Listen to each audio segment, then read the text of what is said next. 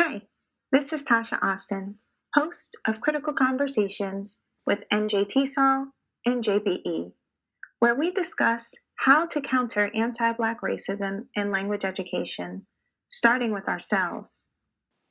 This month, we'll be returning to the resource, The Weaponization of English, by Dr. Keisha C. Bryan and J.P.B. Gerald. Our guest is Alamelu Sundaram Walters, an ESL practitioner, adjunct professor, Minority Leadership Committee member of NJEA, and an NJTESOL-NJBE Executive Board member. Thanks for joining us. Now, let's have a critical conversation. Okay, welcome everyone to another episode of Critical Conversations with NJTESOL-NJBE. My name is Tasha Austin and I'm the host, and I am here with our guest who will introduce herself. Hello everyone, my name is Alamelu Sundaram Walters. I am an ESL teacher in the Mount Laurel School District, K-4 elementary schools. I'm also the NJEA rep at large for NJTESOL-NJBE. I also am a part of different committees through NJEA, such as instruction, and I'm part of the Minority Recruitment Committee as well. Thank you, Alamelu, for introducing yourself. I read all that in your bio and I was like, you have such a lens for this work for so many different perspectives. So I'm excited to talk to you. And also just factually, we never get a chance to talk, just you and I either. Like we're in the committee together, we're on the board together, but something I could say about our organization and our subcommittee is that we're very like task oriented. So, I don't even really get like a lot of one-on-one time to talk with you. So I'm just excited to talk to you today. Me as well, exactly. All right, so for this month, we actually decided as an executive board to maintain the resource from last month because there was such a powerful reaction to it. Our process internally is actually to look at the resource, go over it together, post questions that we have, clarify understandings, right, and push one another in our practice. So as it turned out with this resource, The Weaponization of English by Dr. Keisha C. Bryan and J.P.B. Gerald, there was such a powerful reaction to it that we had like 30 some odd questions, almost 40 questions. And for that reason, when we came back together as the subcommittee on countering anti-Black racism, we decided to go another round with the same resource. So I'm excited to get to some of the questions that we couldn't get to when I had Anel on. And Alamelu, I know you're going to bring your lens and your transparency and just your expertise to it. And I'm ready to dig in. I'm excited. All right. So the article is laid out really nicely where it does 3 sections. And so the first section is called The Power of Coded Language. And so I was looking on the Jamboard, and a question I thought would be good for us to start with was, in what ways might our current policies and practices in our organization and at our conference lead to isolation and marginalization? Well, I was thinking about that that question when I was looking back at the article. I do feel as an organization, we've been around for so many years, and we also refer to TESOL on many of their the way they run their conference and their different workshops. But now I find that we are adding new members, like new perspectives to our organization. So I do feel that we should, thinking about coded language, we should think about how we, even with the newsletter, the voices that we send out, we should like either, try to engage other members to write and give their perspective on anti-Black racism. Also, try to recruit other people or think about how we address certain just issues even of handling the conference, the types of workshops that we have, instead of having maybe the same type of workshops, the same topic areas, maybe think about or open up during our meetings, open it up to not just board, but other NJTESOL members and what they think we should add as like workshop ideas, session ideas, since they are attending it. To me, that's a big thing with, and I've been to the conference like 3 or 4 times. So I feel that I've seen a lot of the same, you know, topic ideas, a lot of the same presenters.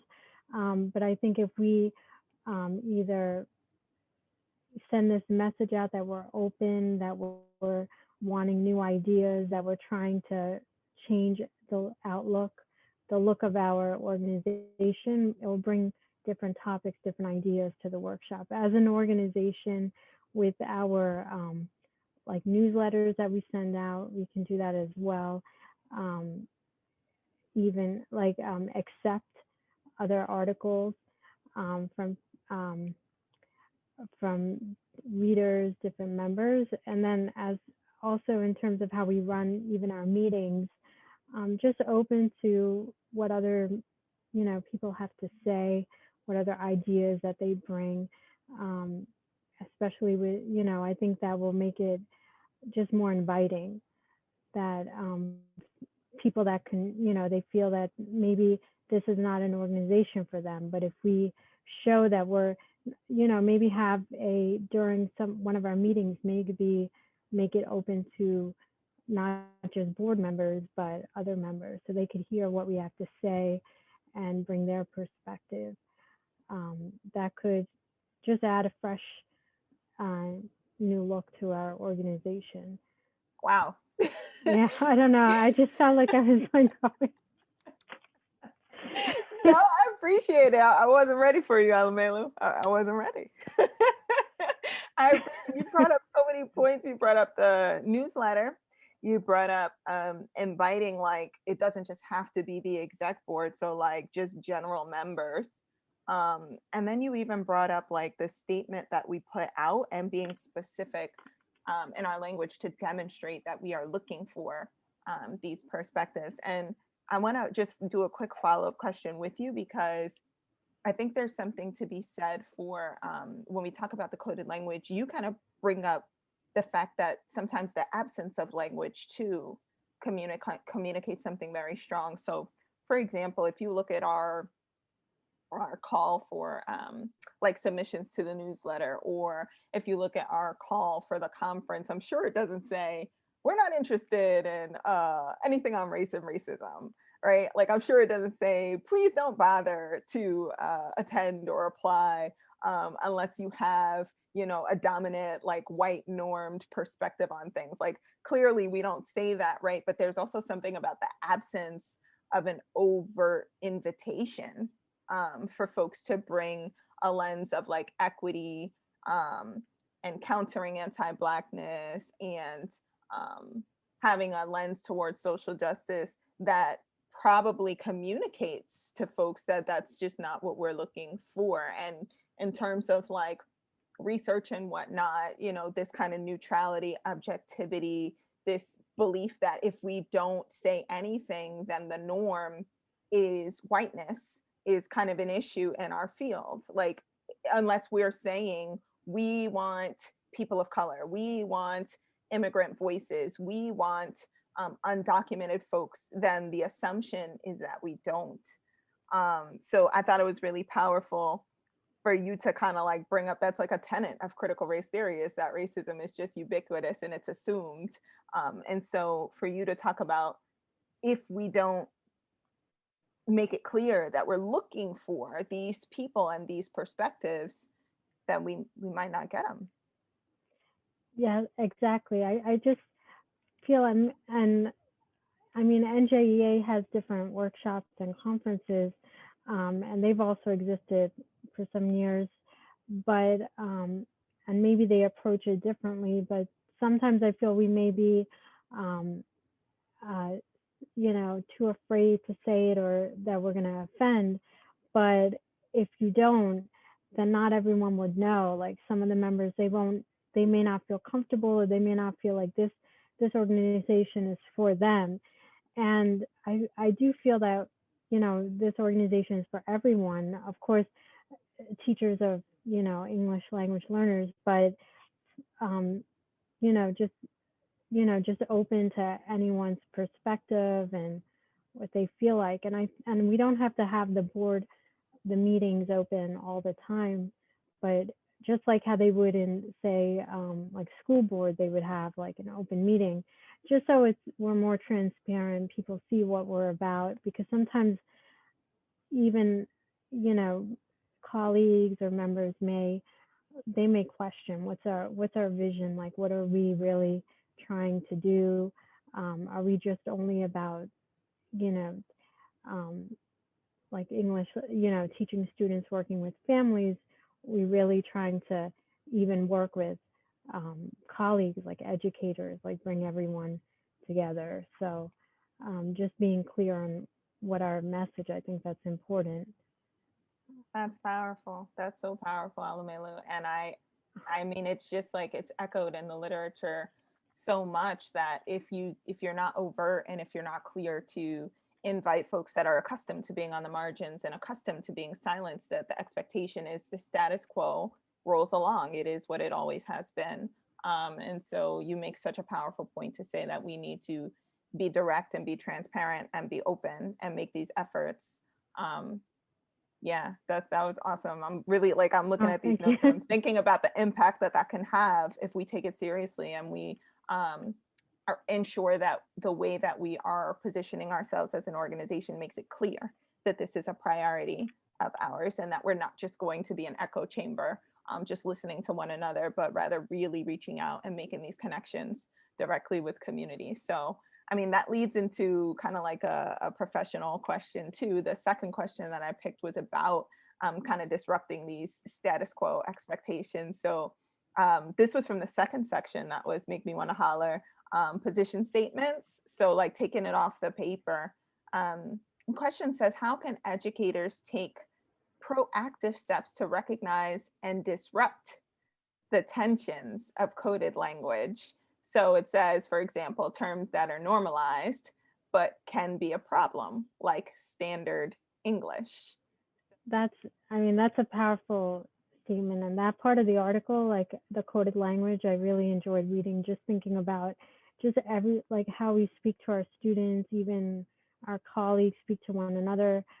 We don't really think about what we're saying, and how thinking of microaggressions and like how offensive it can be, and even not saying something can have even a more powerful impact on someone. I think it was in the section where they spoke about looting and rioters and using those words, just not thinking that they're, that they mean something, but how offensive they can be to someone else, how we're assuming that that it's only Blacks that are doing this, or brown people that, and we're using those words, but we wouldn't say that for some, for whites, we wouldn't say that for, another population. So it's just thinking about, even with our students, like when we have these social justice trainings, trying to train, I feel like staff members, other educators, how do you speak with families? How do you speak with students, thinking about what you're saying, how that could impact, where they're from. They have, we have this the Amistad Commission that was, it's required as part of the social studies curriculum. And, I understand that, everyone's, your days are like jam-packed, so you can't fit all of that, trying to figure out, but just thinking about how, but you can still fit it some way into your day, but also how part of that curriculum, just the way you speak to a student, about, say, bringing up slavery, bringing up those moments, how traumatic it could be for those students. So just thinking about um, they're putting yourself in their shoes, where they're coming from, and just educating yourself. I think that's a huge part. Not, making assumptions, not just going along with the norm or status quo, like what you've been doing, recycling, you know, like what you've, been using for so many years. I mean, I feel like what's been going on with George Floyd and, now with, the protests and then this election. And I think, and the statements that have been coming out, position statements, I think that should just show that there's like this change happening, and that we should, as educators, take that as like a cue, like for us to change our way of thinking. Um, and this may come later on, but even thinking about literature, like what we're using in the classroom, authentic literature, not just using books that pertain to, specific holidays, Martin Luther King, Rosa Parks, but it's just a way for us to grow, I feel, as educators, through this tough time that we've experienced. So I'm I sorry, don't go know ahead. if I don't know if I went off like the. Well, no, I mean, we were saying disrupting the tensions and showing that things aren't normalized. And you brought up like really important points. Number one, you brought up how like this isn't new in the state of New Jersey, that we are supposed to be educating our students to ensure that Black culture, Black heritage is not erased. And that's the Amistad, legislation that passed. But if we look at our practice, the way it shows up, you're referring to how it gets like fossilized and boiled down and essentialized to what? The same old stuff, right? So it's like every year it's Martin Luther King and Rosa Parks, and then we move on, right? Like that, this is how it shows up, right? And so in that coded language, if you think about it, like we are showing just one side of a people who have like a rich history and language and culture. And factually, like imagine if we only show the entire humanity of a people through struggle and through suffering. What are you really saying about those people, right? Rather than celebrating contributions and art and beauty and resistance. And so I think you bring up a fantastic point that on paper, right, like New Jersey was looked at as cutting edge for mandating this legislation, but in practice, what is it looking like? And so that's the normalization of essentializing an entire race of people to say, these are folks who were subjugated and these are folks who suffer, right? And it's more than that. And we have students coming from all over the world who also suffer from anti-Black racism in their home countries and are looking to see, what will my identity be here in the United States? And if all we show them is like, here's some more suffering, here's a slave ship, right? You're kind of limiting who they see themselves as potentially becoming. And so, this idea of letting the real world, the authentic representations of a dynamic society show up in our instruction, I think is powerful. You pointed it out. We had insurrections, we had folks who were fighting to maintain white supremacy, who literally enacted harm. There was loss of life. It's what would be considered treason, but when it came through in the media, it wasn't called looting, it wasn't called barbarism, it wasn't called a lot of that coded language that was used ever since spring of last year. That was really people fighting to say, let me live, like I'm a human, don't kill me. And so unpacking that language, I think in the classroom, unfortunately, it's not as commonplace, right? And I think it's like you said, that people are afraid that they'll get it wrong or they'll say something wrong. But you called it. It's a work that you have to do personally. Like you can't just show up in the classroom and try it out for the first time. Exactly. Like, I feel like it's a work in progress. Like it's okay to, to speak with someone, like share with a colleague. I feel like that's, share your thoughts, or even have like a training or something where you can meet and share these with colleagues. Um, but you have to take that risk because you have, like, day one, these students in your classroom wanting to, share their experiences and feel like they have a voice. And I feel that, it's also important for the other students to see them as more than just what they see in the textbook, what they've heard about, but to see them in a different way, that, they have they're coming with these funds of knowledge, these experiences that we don't know anything about and we can learn from. So I feel like the educator should, I know it's tough, especially for the veteran educators, but just even taking that risk, small risk, having them share something or creating this classroom that's, this low effective filter, this like comfortable classroom where they could just feel safe,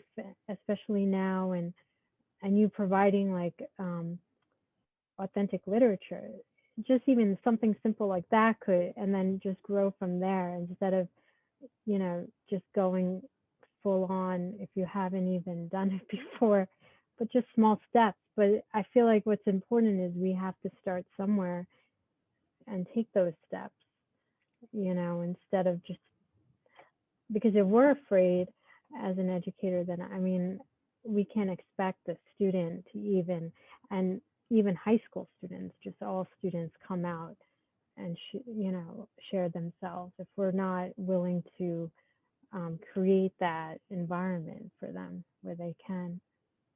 You make such a good point, and I know you're also an adjunct professor, so I know that this is the same with adults as well, right? Like adults too will follow your lead as an instructor, that if you're afraid and if you're shutting out the real world to kind of like play it safe, then they will follow your lead. Even as adults, they're looking to the instructor in the room. And I'm actually really glad that you brought up, Louise Moll's funds of knowledge and crash in and the low effective filter, because many folks kind of like put that in like a separate category over there, and then race stuff goes over here. And they can't be separated. You have to put them in the socio-political context to say, what would lower my affective filter? Like, what would make me feel like I can kind of bring my whole self to the classroom? And if you don't see color and race is not something we're allowed to talk about, then there's no possibility for me to have a lower effective filter. You can't see the funds of knowledge that I bring if you don't see me in my full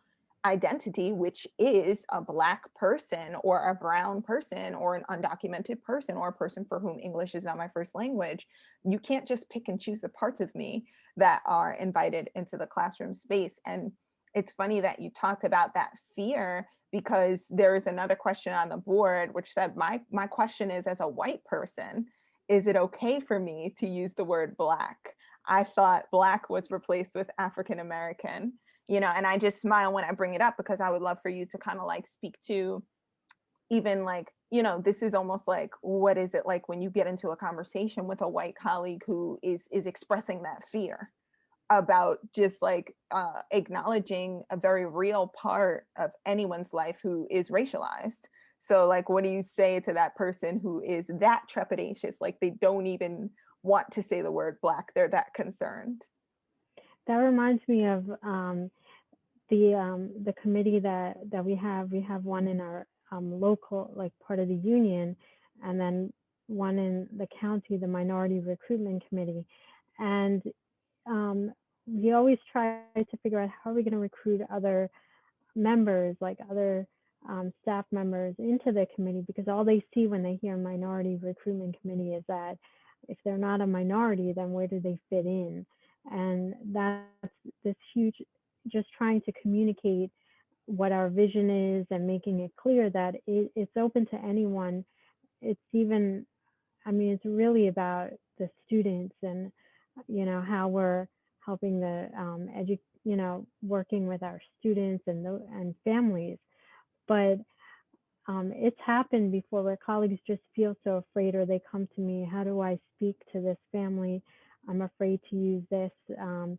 Even how do I address them, like culturally?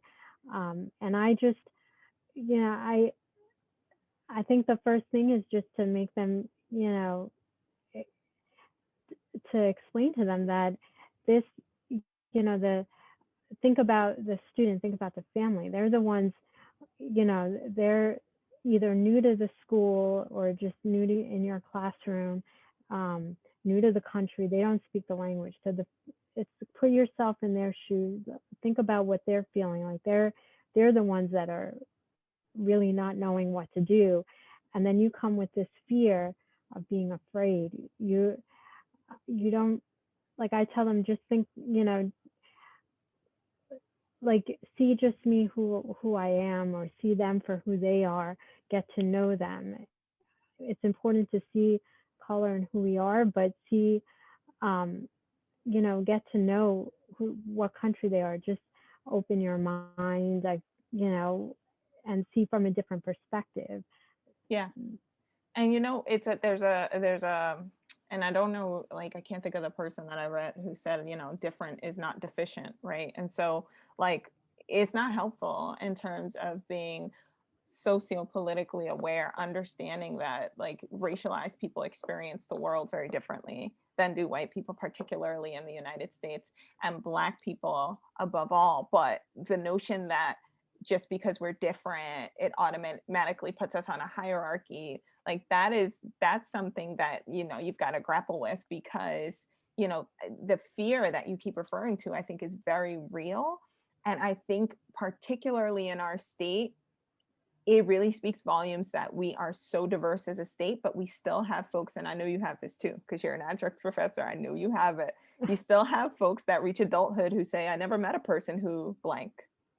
I never had someone, right? I never had someone in class who spoke another language. I've actually never, had a lot of Black people in my school. I never had someone, and it kind of blows your mind if you think about the sheer statistics of the state, but it lets you know that there is something structural at play. Like it is not natural that folks are separated as they are. It's de facto segregation in the state that allows for privileged populations, white populations, to make it to adulthood without ever experiencing meaningful interaction, right?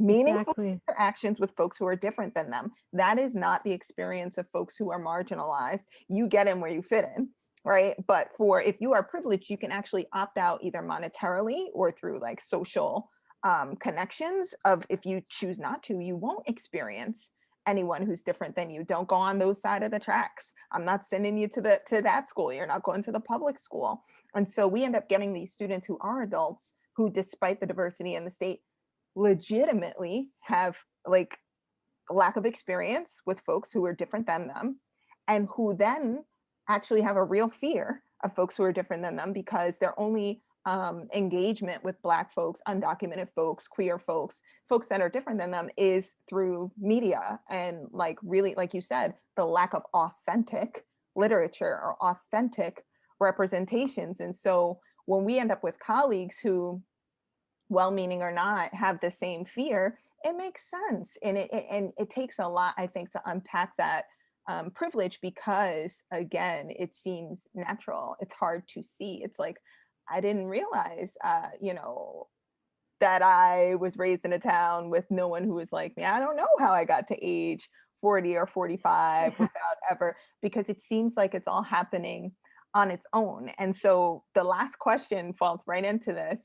It's another perspective of like, I'm scared. And this is an interesting thing, that the theme of this whole episode is like this fear that folks have. And you pointed it out. It's like, you're the teacher. You have the power. You're scared of folks who have legitimate like reasons to be much more fearful than you do.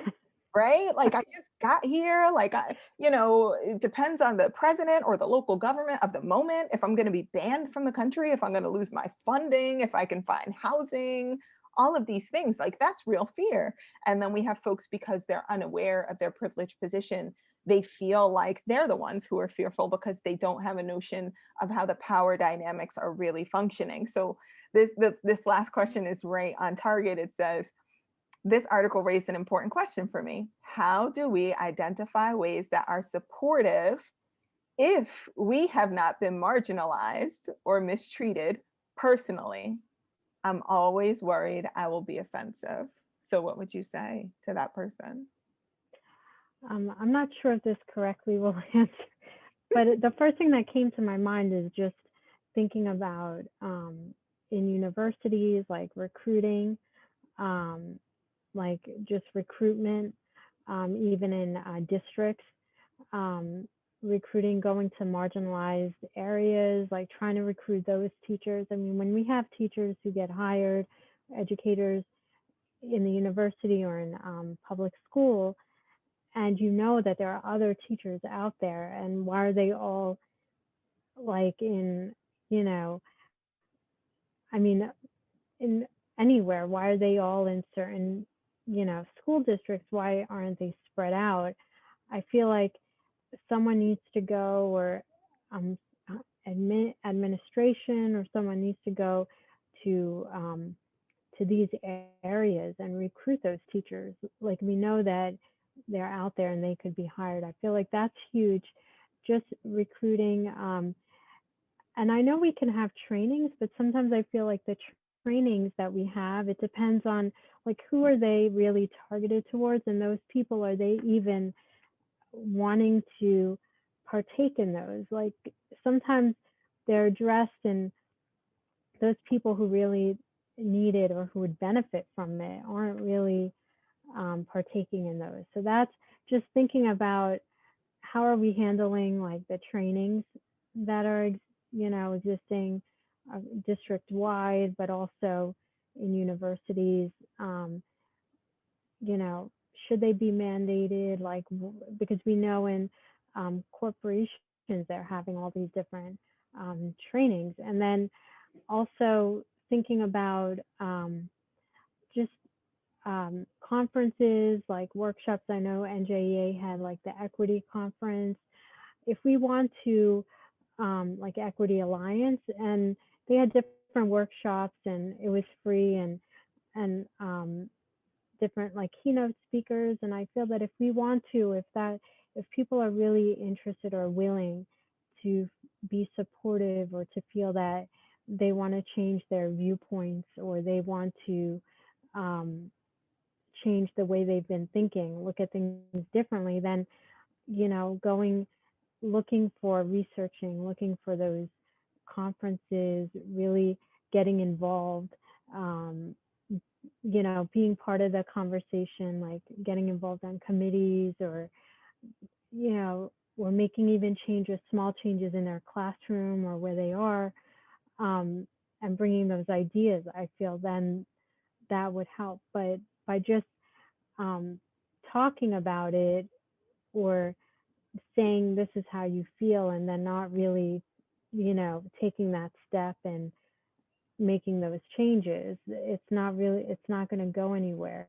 And I think it's really the first step is to make those, like in the question, those actionable, like those take action. In the article, they mentioned this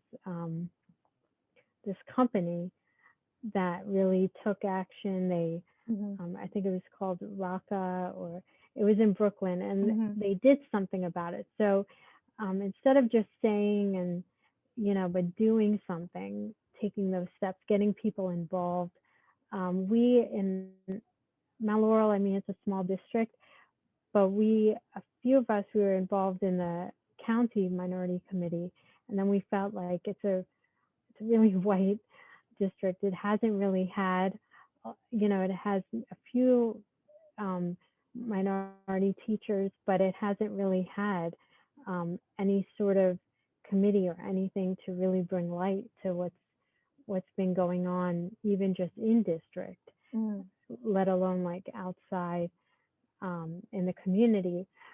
So we figured out, we found out how much we had in budget, and we were able to then create this committee, and then recruit and just send out messages, and people that are interested, they just start joining, and they're genuinely wanting to be involved. So it seems like difficult, but I think if you want to really feel like you want to be a part of a change, or see something different, or change yourself, then you have to just look at what you're doing right now in the classroom, or in the university level, or in just in your community, with families, are you attending workshops? Are you being part of the conversation? Are you really making a change like within yourself? I think that's a big, to me, the first step, really. That's like Yeah, so powerful because I wrote down as soon as you started talking, like, get curious. Like, it should be suspicious to you if everyone in and you named different levels. You said community, school, institution, organizations, like, get curious. If everybody around you looks like you, like, get curious. Like, how are you going to learn anything meaningful about the Black experience when you're not around any Black people? Get curious about how that even happened and invite those voices, but also like acknowledge that the fear you have is just about like discomfort, and you have to determine whether is it important enough for you to be uncomfortable, because Black folks are uncomfortable all the time, right? Because we look around and like there's never a lot of us, so you can't say it's this important, but then like you said, not put any action to it. Seek it out, get involved, open your mind, and get into the spaces where like you are taking the language. We talked about the directed language to say we are looking for people who represent the Black community, the Black experience, who are talking about critical reflections of how we teach and how we engage. And if you're not overtly saying that, realizing that the status quo will be maintained because it says we're not looking for it. It's just really powerful that you bring up, even within the district that you're in, that the effort has to be made with recruitment, and you have to put your money where your mouth is. Like even our subcommittee here at NJTESOL, us looking for opportunities to support Black organizations. Like it can't just be what we say. We've got to put effort behind it. We've got to take chances and be willing to maybe not get it right, but know that exactly. that's a part of the work. And I Like, feel that, and that's how, if like a few of us like have to start like what the critical conversations, what you started and our subcommittee, because then only like other members who feel like they don't have a voice will see that. They'll hear these podcasts, they'll see, oh, what we're doing. Oh, wow. And JT is, making this change. They're really taking it to, making it, taking a step forward, changing things around. I want to be a part of this. And it'll just bring more, this energy, like more people into it. But if you don't, if there aren't those people who just, you know, started up, like make it this change first, take the first step, it actually, it makes it harder for people who are, don't feel like they have a voice or have a place to go, and they feel that they're even marginalized in the workplace or anywhere. They don't, then that could create a problem there within just people feeling alone and not having you know people that they feel connected to or that they can relate to. So I mean, I thought that was a great question. I remember that when I was looking at the Jamboard, thinking, recruitment to me is huge, and we always talk about it in our district and how, why is it always the same people that, are hired? We know that there are educators out there. We know even during our meetings, like the exec board meetings, because we're all from all over New Jersey, there are out there. And I always feel like, why are we always in our district always hiring, the same, so to me, recruitment is huge. And that just says a lot when you're like, you want to do something, but then you're just doing the same thing over again. Like you're not like really making the change, the connection's not there. And that's what other, people who want, maybe educators or future educators, people who want to go into this profession, this is what they see. Um, and that's, and who knows, that could turn them away from it. They could feel that this is not really for me, just from seeing where, that they don't fit in to this. You got it. And I'm just so grateful that you kind of went full circle with it, came right back to recruitment, came right back to intentionally bringing people into the space, making room for them. Even Anel talked about last episode how we have to be honest with ourselves. If there are white folks who are occupying spaces that could be occupied by Black folks, like sometimes it's an opportune chance for you to step back, right, and invite someone. I would not even be a part of NJTESOL had I not been directly invited by someone, by Jess, actually. It was a direct invitation where I joined the board, but otherwise, I wouldn't think that I would even be someone to be considered, right? It takes active efforts, active recruitment efforts to change the landscape. And like, shout out to Amanda Gorman, that beautiful poem from the inauguration, right? When you see something, you feel like you can be something. So thank you so much, Alamelu. Like Oh, thank you. this is really, really good stuff for us to think about, being intentional, choosing our words, putting action to what we do, being reflective.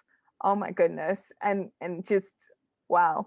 Yeah, that literature, it's just, you gave us a lot to think about. So thank you so much. And I think folks are really going to enjoy this episode. So thank you so much for this opportunity. I really enjoyed talking with you, and I feel like what I've shared is just what I've, grown up with and experienced through my, even in college and growing up in my, where I'm from, like my background, but then as an educator and now on the New Jersey TESOL-NJBE, just what I've seen, and I'm glad that I was able to share my perspective on on this article, but also what's been going on right now, what we've been experiencing. and I know folks are going to benefit. So I guess Thank you. we'll have another episode and maybe like, really see how this impacts folks. And I know they're going to get something from it. So thank you so much. Thank you. Thanks for joining us this week for NJTESOL-NJBE's Critical Conversation. I'm your host, Tasha Austin, and we'll see you next time.